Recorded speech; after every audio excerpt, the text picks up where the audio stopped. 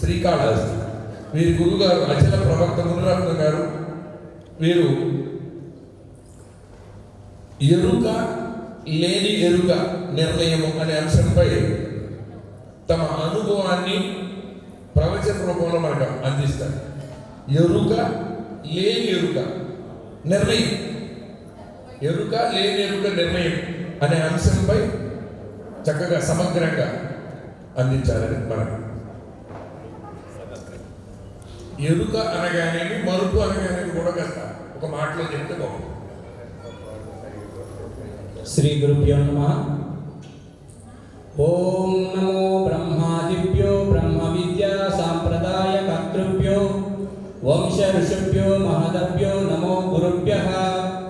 సర్వోపప్లవరహిత ప్రజ్ఞానగణ ప్రత్యగర్తో బ్రహ్మైవాహమస్మి అహం పదార్థరహితః.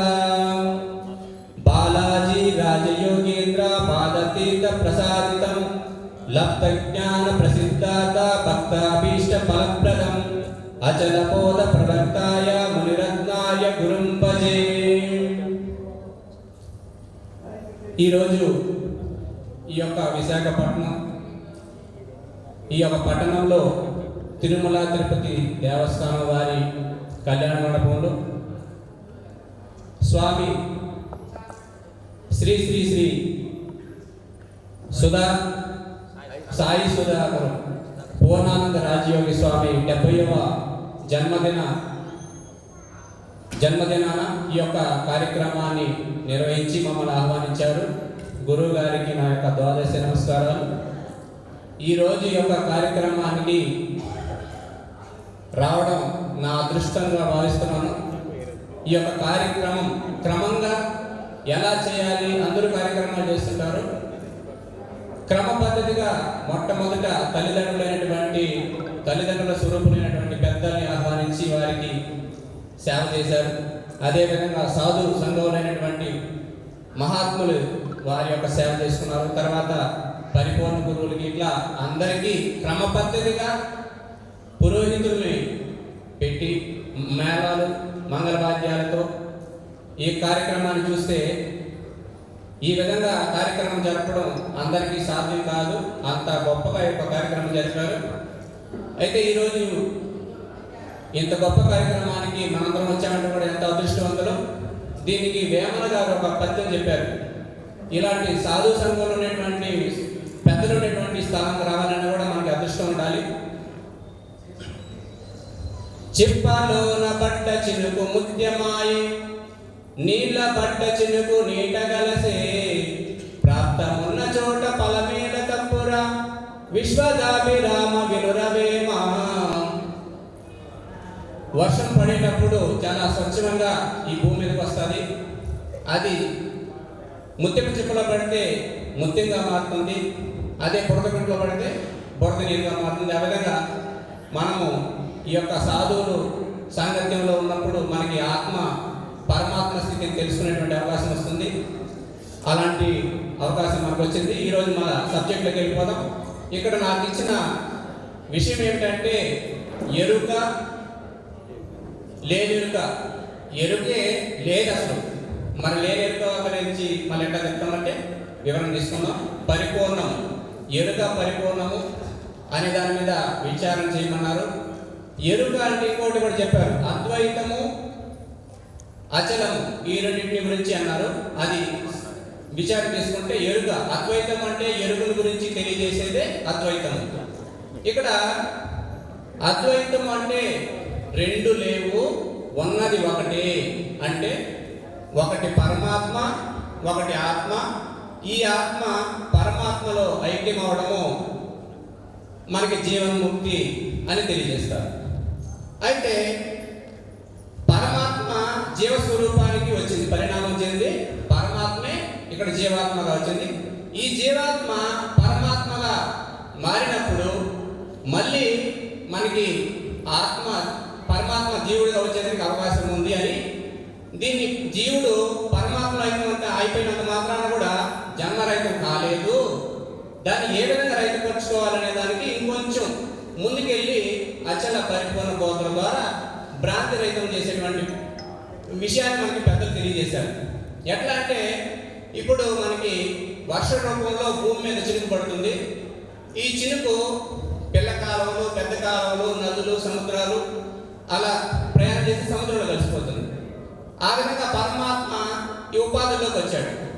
మరి ఈ ఉపాధిలో ఉన్నటువంటి ఆత్మ మళ్ళీ పరమాత్మ చేసిన మళ్ళీ ఆ సముద్రం నీళ్లు ఆవిరి రూపంలో మేఘాలుగా మారి, మేఘాలు మళ్ళీ వాయువు చలనంతో మళ్ళీ భూమి మీదకి వస్తుంది కదా. ఈ విధంగా జీవుడు పరమాత్మ స్థితి పొందడం, పరమాత్మ జీవాత్మలో రావడం ఇలా ఉంటుంది కదా. మరి నిజంగా మళ్ళీ జన్మ లేకుండా జన్మరహితం చేసుకోవాలంటే ఏమి అంటే దీనికి మనకి ఇప్పుడు పరిపూర్ణ బోధ కావాలి. ఇప్పుడు నిజంగా జన్మరహితం ఎట్లా వస్తుంది అంటే ఈ కనిపించేటువంటి ప్రపంచం అంతా కూడా మాయా స్వరూపము, ఇదంతా కూడా అబద్ధము, నేను పుట్టానంట నిజం కాదు, ఇదంతా కూడా మాయ అంటే లేకనే ఉన్నట్లుగా తోయబడుతూ ఉంది. ఈ ప్రపంచం అంతా అబద్ధమని మనకి వస్తునిచ్చే జ్ఞానం కలిగినప్పుడు నేను పుట్టాను అనేటువంటిది కూడా భ్రాంతి పోవాలి, కానీ నేను ఉండాలనేటువంటి దాంతో ఈ జన్మ వస్తూ ఉంది. అందుకే ఇక్కడ మనకి సృష్టి కూడా ఏ విధంగా ప్రారంభమైందంటే సంకల్పం బ్రహ్మ వచ్చేదని సంకల్పం ద్వారా బ్రహ్మ ఈ యొక్క సృష్టిని అంతా కూడా కల్పించుకొని ఈ విధంగా వచ్చాడు. సంకల్పం ద్వారా కలిగింది.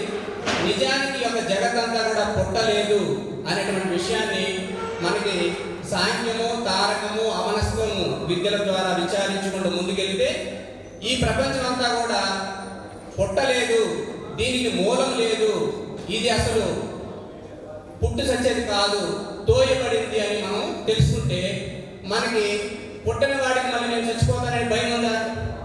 లేని వాడికి ఈ యొక్క సుఖ దుఃఖాలు ఉంటాయా?